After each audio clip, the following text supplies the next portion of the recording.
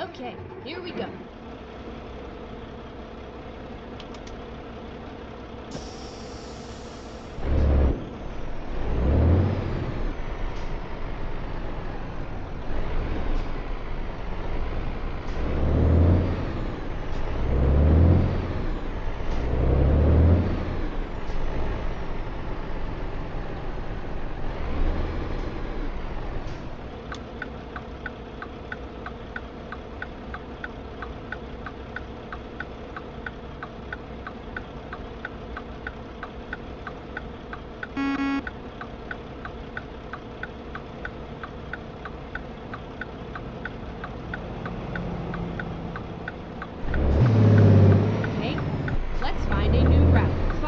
A new route.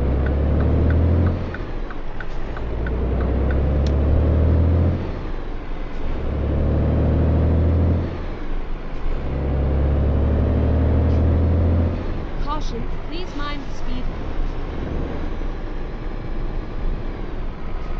Keep left, and then turn left.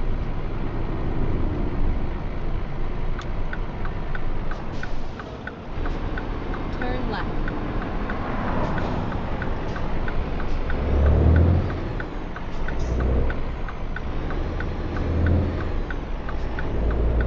Alright, good morning everyone. This is John Tapp with the Mack Anthem. It's going to be some short routes today, this morning. Going to Spokane, Washington. Right, and then exit right. And, exit right. And, I'm going to stop where I am at.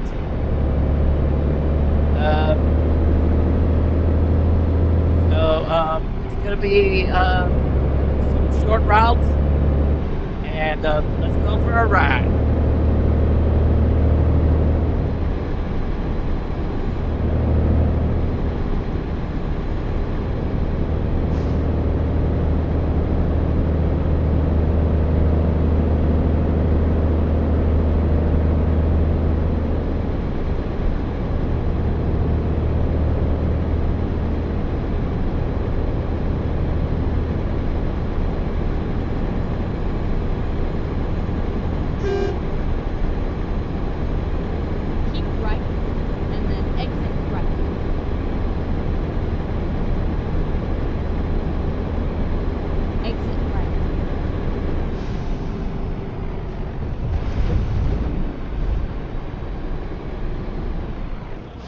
Turn left.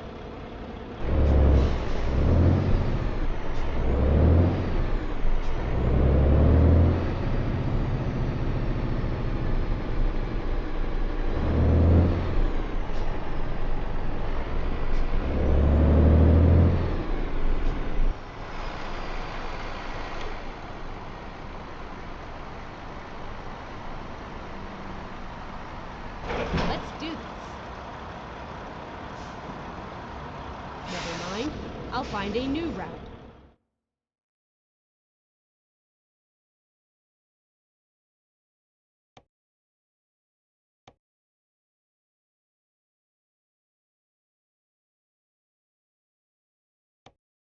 Support comes from the 2026-2027 Imprint Brown Reading Series, launching this season with fiction writers Andrea Baiani and Claire Day Watkins, sharing their novels The Anniversary and Yellow Pine, Monday, August 24th. More at imprint.org. The stories behind the data, and one of those cases definitely caught my eye. A woman in North Houston called 911 to report a man threatened to kill her. She had an immigration warrant. HPD reported her to ICE, and the incident report we obtained doesn't state whether she was detained by federal immigration agents.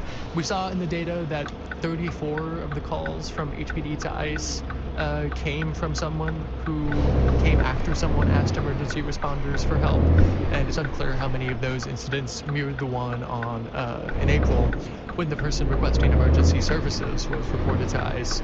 Altogether, more than 100 calls over this 4-month period. Finally, during press gaggle yesterday, you asked Mayor Whitmire about his impending birthday I and forgot. implications for what's I become a start with popular Utah, subject these days, politics. and he said. Right, today God, is it's Mayor so Whitmire's weird. 77th birthday. If reelected, Utah. he would be 82 So- at the end of his second term. I asked him about this, and let's he said he continue was one on. of the hardest Turn workers right. at City NPR's Hall. on. First to arrive in the morning, So be last sure to one to listen to leave. that. He said, quote, "We have started If something you're in special in the Texas. city of Houston. We're not going to finish it till the end of my second term." Dominic Anthony Walsh Keep covers city left. government for Houston Public Media. Dominic, thank you very much. Thanks, Greg. Up next, getting back to the moon will seem easy compared to building a base there and someday doing the same on Mars and, living in space or on other bodies and planets. At least Space City will keep busy trying, right? Details ahead as Houston Matters continues.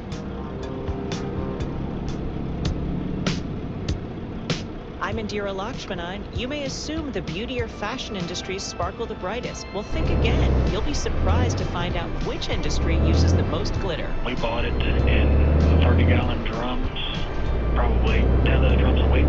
WBUR's Endless Thread investigates a glitter mystery. Next time on Here and Now.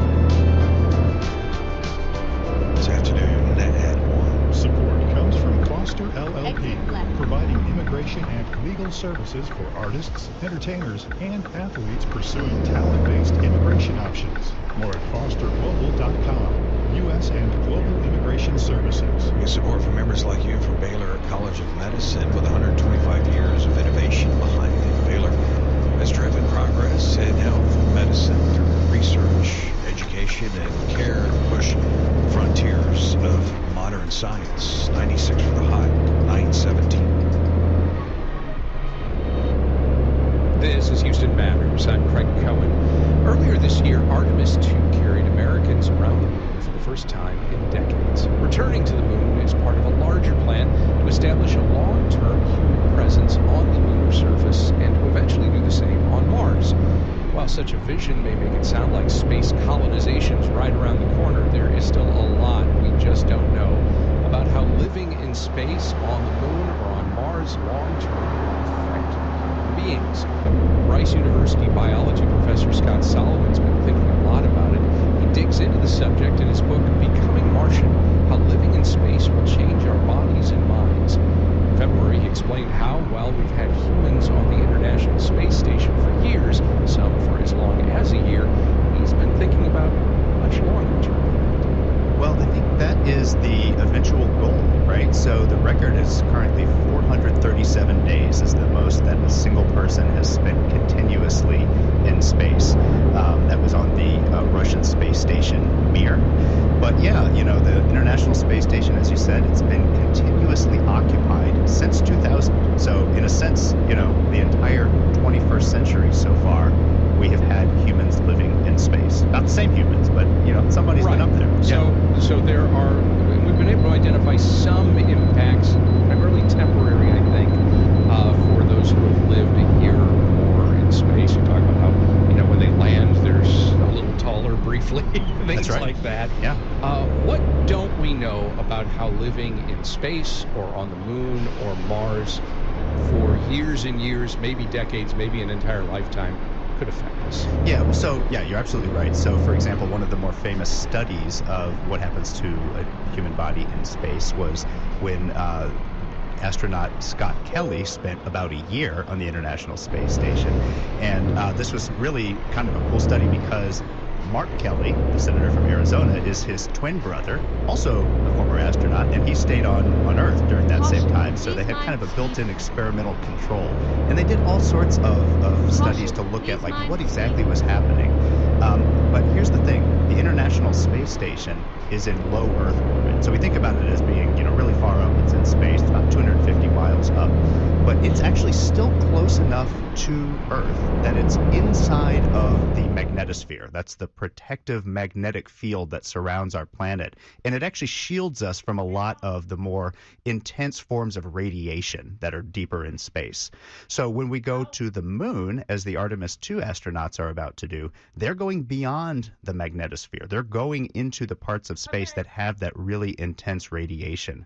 And we just don't have as much information about what that kind of radiation does to the body. Also, when we talk about the moon and we talk about Mars, we need to talk about gravity. That's right.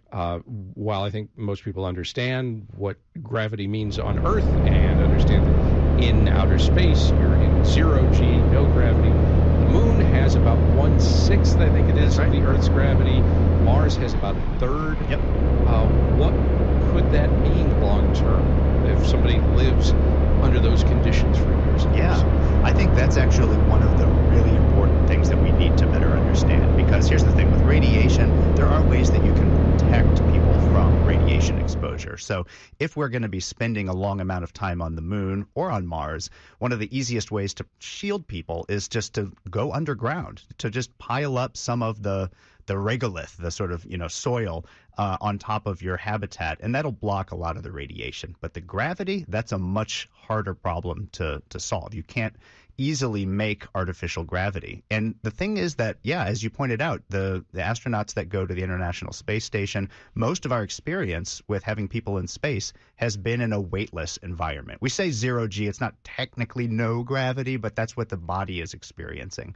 And that 1/6 G on the moon is, of course, more than a weightless experience, but it's not as much as a 1 G Earth gravity. And we actually don't know that much about partial gravity, about what happens between 0 and 1 G.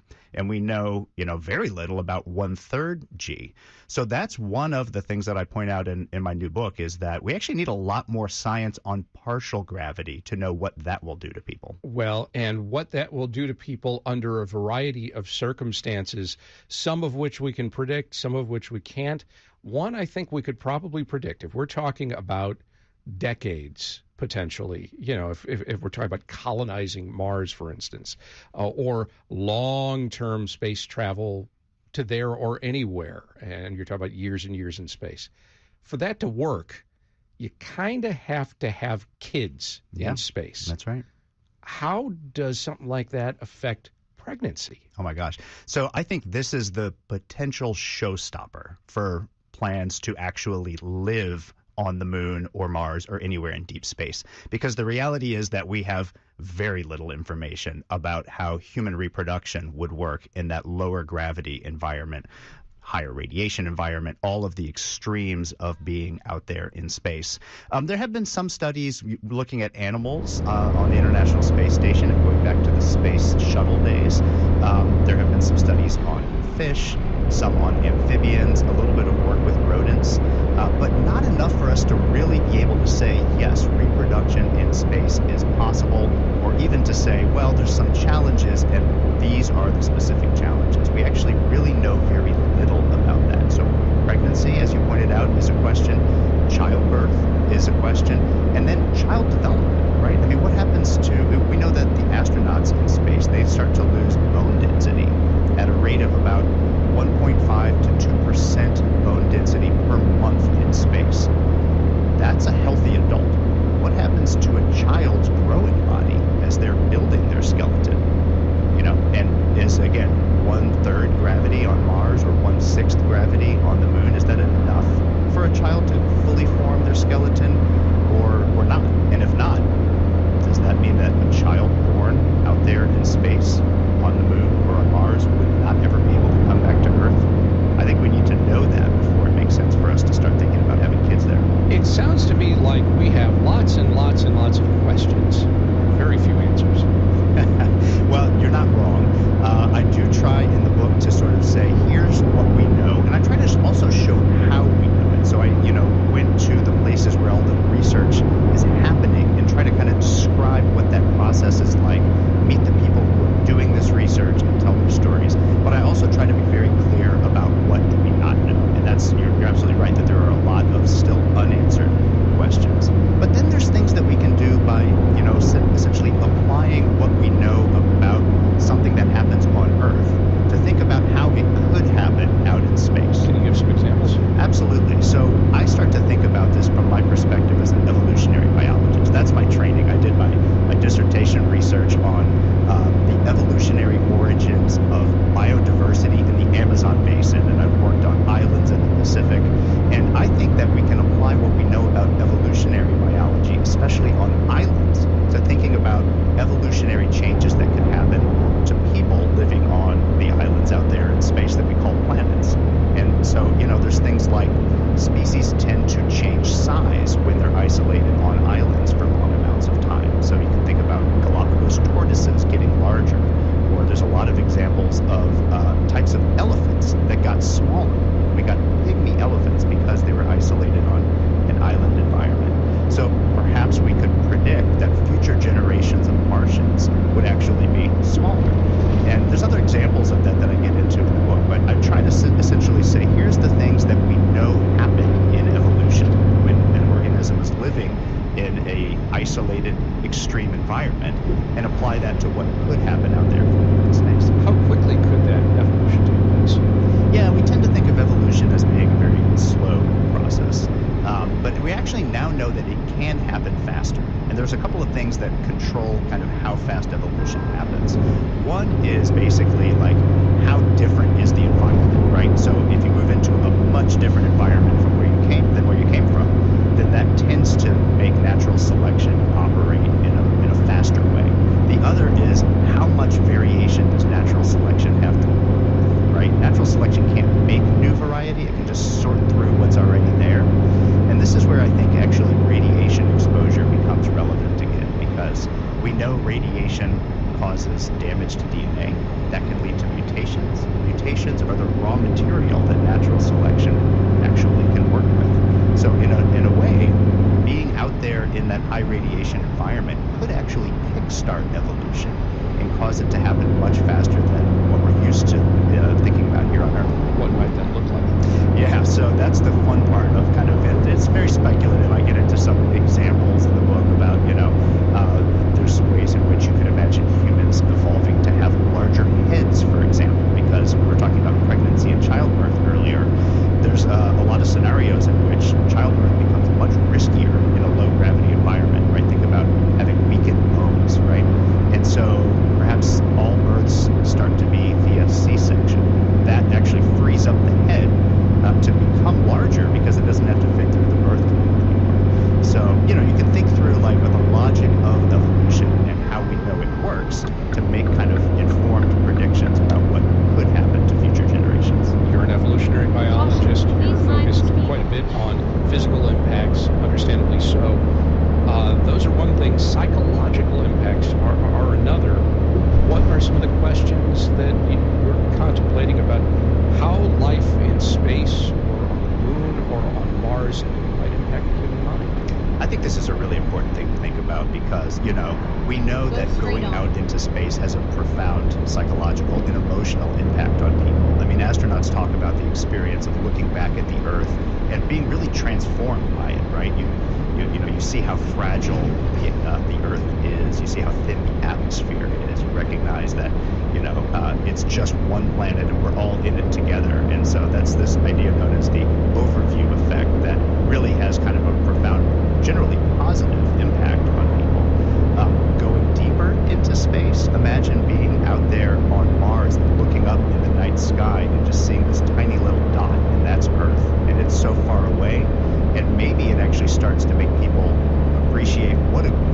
place to live the Earth really is, right? I mean, Mars is so extreme as an environment that it will really make even the most inhospitable places on Earth, like Antarctica, seem pretty cozy. So I think, there's those kinds of effects, but I think there's also the effects of, being in a confined space with a relatively small group of people for a long amount of time.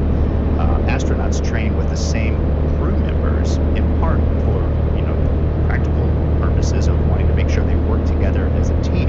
But you have to get those team dynamics right. This is something NASA really thinks a lot about, and it's something that would be essential for being in an extreme environment, very far from home, and for a long period of time. So many of us come to subject matter like this through the prism of science fiction. And so many science fiction stories, whether we're talking about books or TV or film or beyond, they kind of yada yada their way through a lot of the questions that you're asking. Is there anything out there in terms of science fiction that you point to and say, they may be closing in on getting it right? Yeah, actually, I think a lot of science fiction has really done the hard work of thinking through what's possible, right? And sometimes it's creative and fun, and sometimes it's pretty well based on scientific principles. So I'm a big fan of The Expanse. That's a series that I think one of the things that they got right about it is the idea that people living in a lower gravity environment, in this case, the Melters are one of the groups of people who are living out there in space, and they have evolved to have kind of long, thin bodies and weaker bones. And so the idea of gravity torture plays a role in that story, because people from the asteroid belt coming to Earth, Earth's gravity is essentially crushing them. And that's something that I think we would have to really understand if that would be the case for people living out there on the moon or Mars. Thank you. But I also want to mention one of the oldest examples of science fiction, and that is H.G. Wells. He wrote this story, War of the Worlds, back in 1898. And so spoiler alert if you haven't, if you're not familiar with the story, but it's been out for a while. So but in that story, you have Martians coming and basically attacking the Earth, and their technology is so superior, and we can't stop them. But what ultimately stops them is bacteria, Earth's microorganisms. They have no defense against it. And I think that was actually a really forward-thinking idea, because I actually really worry quite a bit about the role of microorganisms in making it challenging for people to be able to easily move between planets. We will only have the microbes that we take with us when we go to the moon or Mars. And so a child born in that environment, they would never be exposed to the vast diversity of microbes that we have here on Earth, that our immune systems are kind of trained to be able to deal with without it being a big deal. In light of all of this, how far away are we really from colonizing Mars? Are we talking decades, centuries, millennia? So that's the thing, and this was part of my motivation for writing this book, is that, we are at a moment where people are actively working towards trying to make that happen soon, right? Elon Musk is saying we're going to have a self-growing city on the moon within 10 years and one on Mars within, 20 to 30. Well, he says yeah, his timing is something that people are often skeptical of. But I think we need to be cautious about moving forward. I'm calling for us to keep doing the science, keep doing the exploration, but the idea of actually living there and having settlements where people are raising families, that's something I think that we need to hold off on until we really understand what the consequences would be for future generations born out there. That's Scott Solomon, professor of biology at Rice University. He's the author of Becoming Martian, How Living in Space Will Change Our Bodies and Minds. We spoke in February. Just ahead, kids these days are drinking less. Alcohol, I mean. It's a good thing, right? So are we seeing a meaningful change in Houstonians' health? We discuss as Houston Matters continues on News 88.7 on YouTube.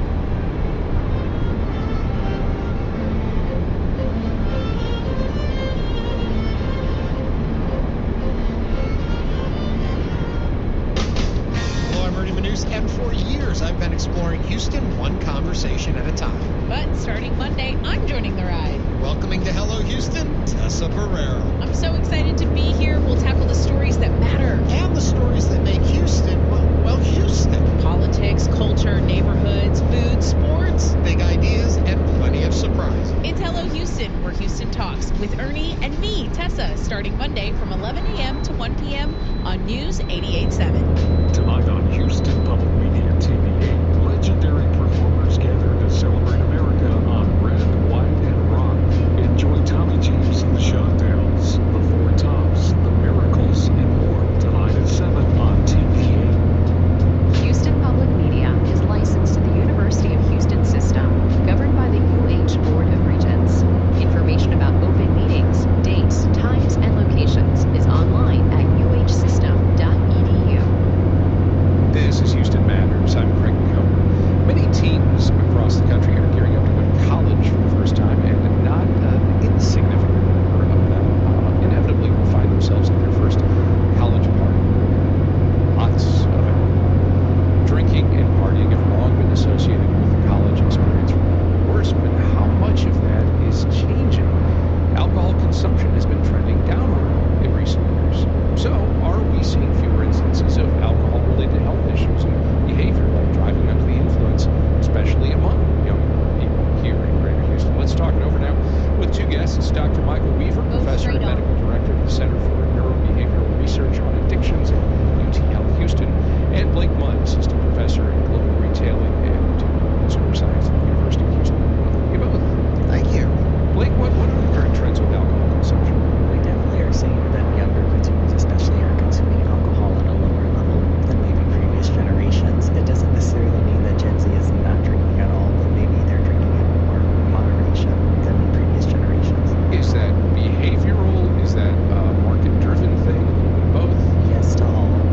It's definitely a complicated environment for the alcohol industry to really meet this interesting demand that tends to go up and down. But again, it's just a very complicated kind of environment for them. Are we just seeing it in terms of younger people, just in terms of age breakdown, or any other demographics that stick out to you? Yeah, definitely, Gen Z keeps getting marketed as this generation that isn't drinking, but we also don't know what Gen Z is going to be doing when they're, in their 40s and 50s. So it isn't necessarily that this generation is taking a break from drinking at all. They're just drinking a bit less than their previous counterparts.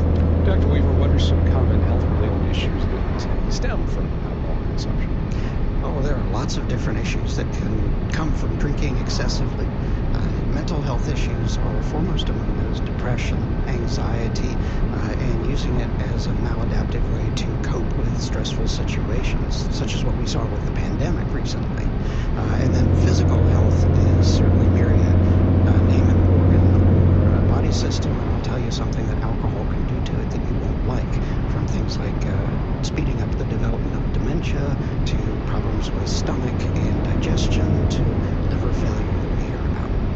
Are we seeing any kinds of decreases in those issues tied to lower alcohol consumption, or is this a trend that's a little bit too new a phenomenon to see that? Well, what happened was that during the COVID-19 pandemic, rates of alcohol consumption went up. People were at home, they were worried about the future, and they were drinking more. So we saw more consequences as a result of that, from depression and anxiety to health consequences, even legal consequences like DUI. Those have started to come down, fortunately, but not to the same level as before the pandemic. The greater concern that we tend to see this time of the year is with kids attending college for the first time. They end up at their first frat party or what have you, and there's binge drinking. Somebody, I mean, how many times, how many years do we have to go through the experience of we hear about somebody sent off to the hospital, somebody dies because they drank an outrageously excessive amount of alcohol. Didn't realize they were doing it. Nobody else was checking on them, being careful with them. Are we seeing decreases in that, or is that a phenomenon that, regardless of any other health trends, is likely to continue? Well, it depends on what segment of the population you're looking at. So there are going to be some college students that are more likely to experiment, but then there is a growing sober curious movement where they see these embarrassing consequences. They see people who have Facebook posts that were better not posted, or they recognize that people are gaining weight, having trouble losing weight, or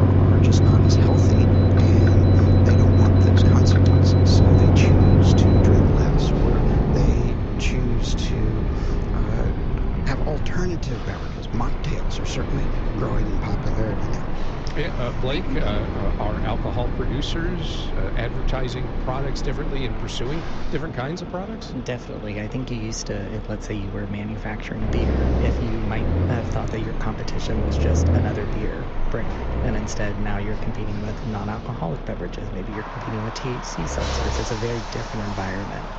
The competition is even more tough than it ever has been. Is it just the products and marketing and all of that, or the culture surrounding drinking? How's that changing?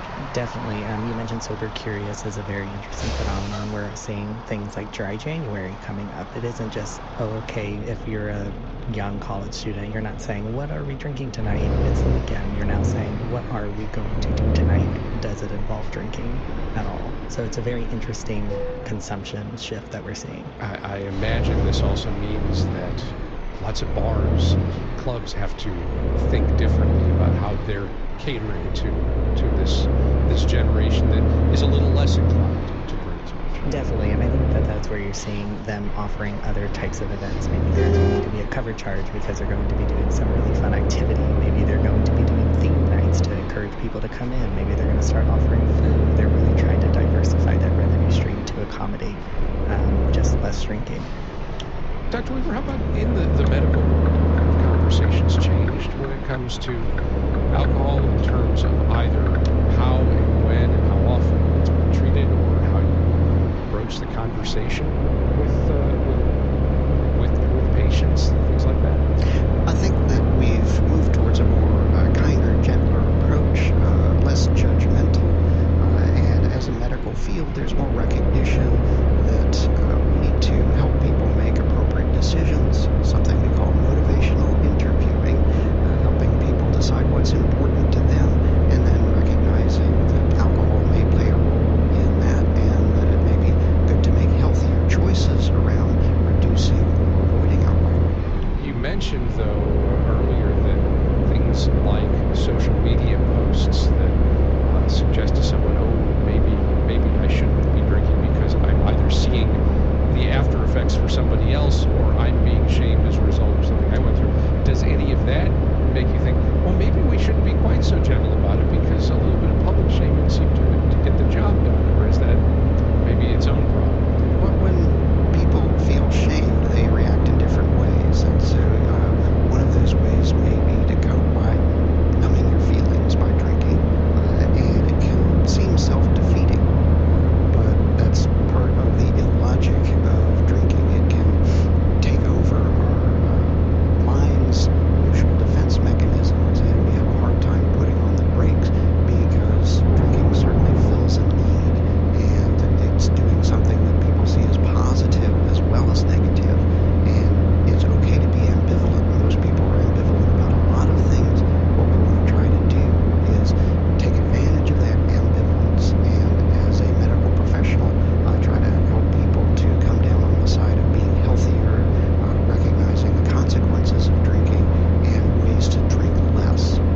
Is it clear, and this is really a question for both of you, whether or not this trend that we're seeing towards at least some within this younger generation drinking less, whether that is an effort to avoid all of addictive substances, or it's simply replacing alcohol with something else? Because Blake, you mentioned THC products as a good example of that. Is it clear which way we're going here in terms of the trends? The American consumer is really complicated. The American consumer, I think everyone can agree, loves a vice, whether that's drinking, whether that's some other substance. I don't necessarily think that they are going to see this as a very long-term shift, personally. I generally think that we're going to see this really interesting shift as we watch Gen Z get older, as we see Gen Alpha age into a drinking age. I don't necessarily, I can't predict it, obviously, with as complicated as an American consumer is, but I don't necessarily think that this is a very long-term kind of overall American cultural shift. Well, what are we seeing in the Houston area, Texas Medical Center, in terms of, if there may be some fewer instances of alcohol poisoning or DUI or whatever? I'm not sure necessarily that's the case. Are we seeing more instances of drug overdoses, more instances of other addictive substances creating health hazards? In the addiction world, we say everything old is new again. So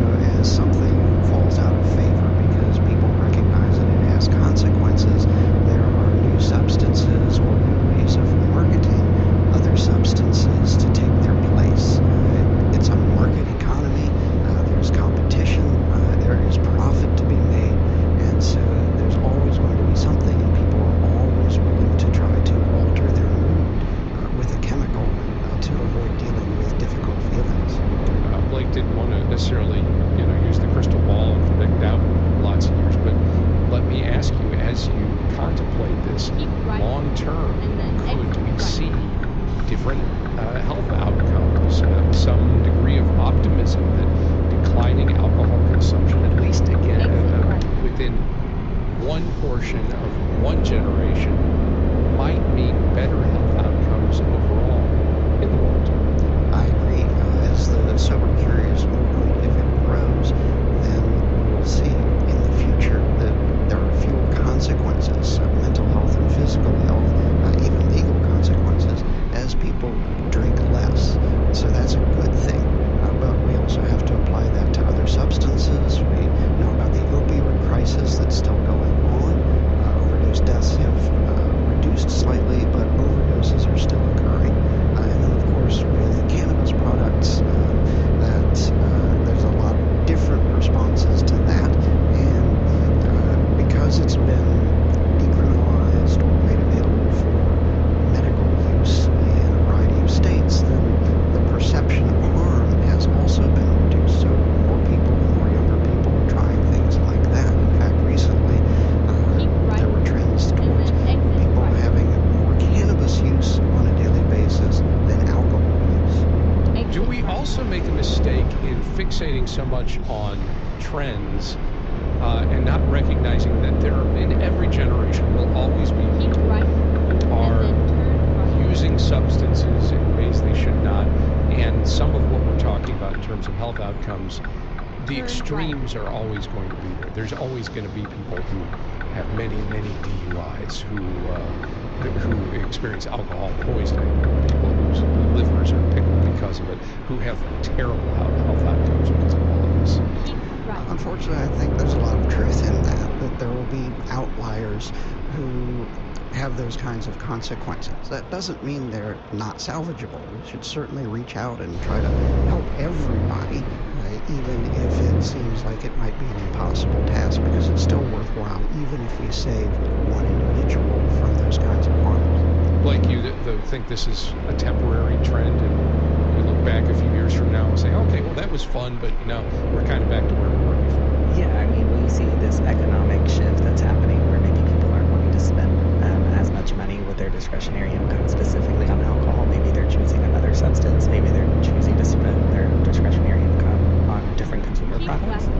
But yes, I generally don't think that this is going to be some big cultural shift. American consumers have loved alcohol for generations upon generations. I don't see that really shifting too much. And your point about the economics of it all, when it comes to any products, as we've seen prices rise, that as much as anything can be the thing, the trigger that causes people to say, well, I can dial back on this or that. Yeah, I mean, if you're at a restaurant and you're saying, oh gosh, a cocktail's going to cost me $20, maybe I don't need to drink with my meal tonight.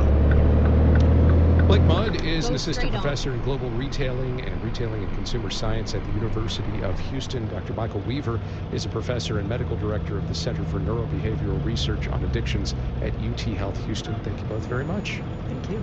Pleasure. And still to come, World Cup fever's ended, but soccer remains a fixture for many communities in Houston as a documentary in the works hopes to highlight. Details ahead as Houston Matters continues on News 88.7 and YouTube.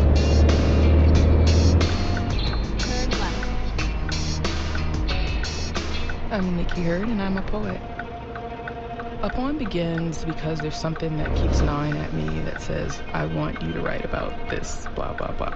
I want you to write about the time when your grandmother said she was at an Elvis concert, or I want you to write about what it means to be a girl, or I want you to write about what's going on in the world with the political divide that we're in right now. It's something that keeps gnawing in me, viscerally. The ideal comes, and I write whatever it is that's in my head on the back of a receipt, or like I just got a ticket this morning for parking. I'll write something on the back of that, and it seems to work for me. Poetry is important for me because I feel like it's really the only tool, to use a light word, but really weapon that I have to articulate the world the way I see it. Simple as that. This poem is called Girl. You know, I think it was just a moment when I was at a low point, looking up to some women figures for guidance, and they really weren't there in ways that I needed them to be. It was really at that moment when I discovered that poetry, that was what I had. That was my weapon. My sister was also, her and her husband were trying to get pregnant. And so I envisioned that I was writing this to my niece.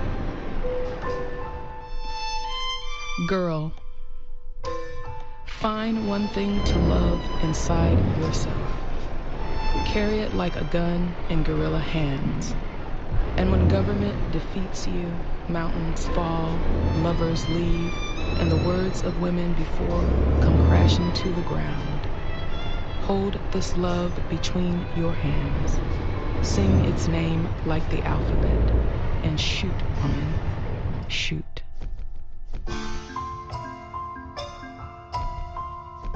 I'm poet Nikki Hurd, and you're listening to Houston Matters. Houston Public Media, in partnership with Texas Southern University, brings to you The Vibe, R&B, hip-hop, and neo-soul. Music that resonates with all ages. The Vibe on 88.7 HD3 and on the Houston Public Media app.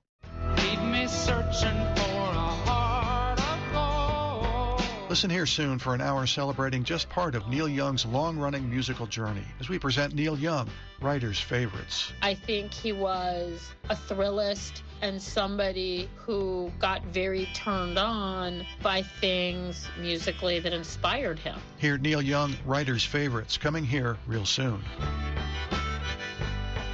Saturday evening at 7 on News 88.7. Support comes from the University of Houston Law Center, with 4 programs ranked among the top 15 law school programs by U.S. News and World Report, including intellectual property law. More at law.uh.edu.